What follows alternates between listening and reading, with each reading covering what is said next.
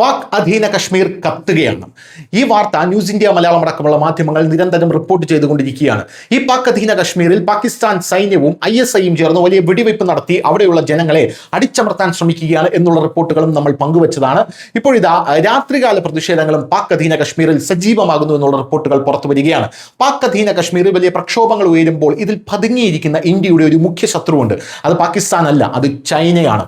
ഈ ചൈനയുടെ ഈ പാക് അധീന കശ്മീരിലെ താല്പര്യം വെളിപ്പെടുത്തുന്നതായിരുന്നു കഴിഞ്ഞ ദിവസം നടന്ന പാക് അധീന കശ്മീരിലെ ജനങ്ങളുടെ പ്രതിഷേധം എന്ന് പറയുന്നത്.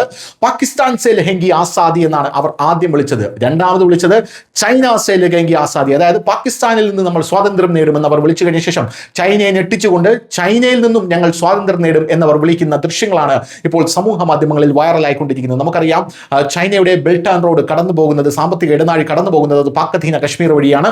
പാക് അധീന കശ്മീർ ഇന്ത്യയുടെ ഭാഗമായി കഴിഞ്ഞാൽ അവിടെയുള്ള ജനങ്ങൾ സഹകരിച്ചില്ലെങ്കിൽ ചൈനയ്ക്ക് വലിയ രീതിയിലുള്ള സാമ്പത്തിക നഷ്ടം വരും എന്നുള്ളതാണ് പ്രധാനപ്പെട്ട കാര്യമെന്ന് പറയുന്നത്. ഇത് ചൈനയുടെ സമ്പദ് വ്യവസ്ഥയുടെ നട്ടല് തന്നെ പിടിച്ചു കുലയ്ക്കുന്ന ഒരു വിഷയമായി ഉയർന്നു വരുമെന്നുള്ള കാര്യത്തിൽ തർക്കമില്ല.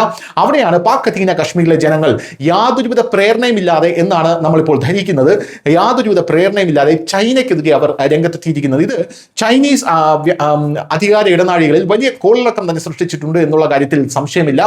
വലിയ രീതിയിൽ ചൈന ഞെട്ടൽ രേഖപ്പെടുത്തുകയാണ്. കാരണം പാകിസ്ഥാനിലെ ജനങ്ങൾ തങ്ങളുടെ അവിടുത്തെ ഇടപെടൽ തിരിച്ചറിഞ്ഞിരിക്കുന്നു. ഇന്ത്യ ഇത് നിരന്തരം പറയുന്ന കാര്യമാണ്, ഇത് ലോകരാജ്യങ്ങൾക്ക് മുമ്പിൽ കൊണ്ടുവരാൻ ആഗ്രഹിക്കുന്ന കാര്യമാണ്. പാകിസ്ഥാനിൽ ഈ പ്രതിഷേധം രാവിലെ, അതായത് പകൽ എന്നതിലുപരി രാത്രി പ്രതിഷേധങ്ങളിലേക്കും നീളുകയാണ്. ആൾക്കാർ മെഴുകുതിരി വെളിച്ചങ്ങളും ടോർച്ച് ലൈറ്റുകളും അവരുടെ കയ്യിലിരിക്കുന്ന മൊബൈൽ വെളിച്ചങ്ങളും തെളിച്ചുകൊണ്ട് ചൈനയ്ക്കെതിരെ വലിയ രീതിയിൽ മുദ്രാവാക്യം വിളിക്കുന്ന കാഴ്ചയാണ് നമുക്കിപ്പോൾ കാണാൻ സാധിക്കുന്നത്. News desk, news India Malayalam.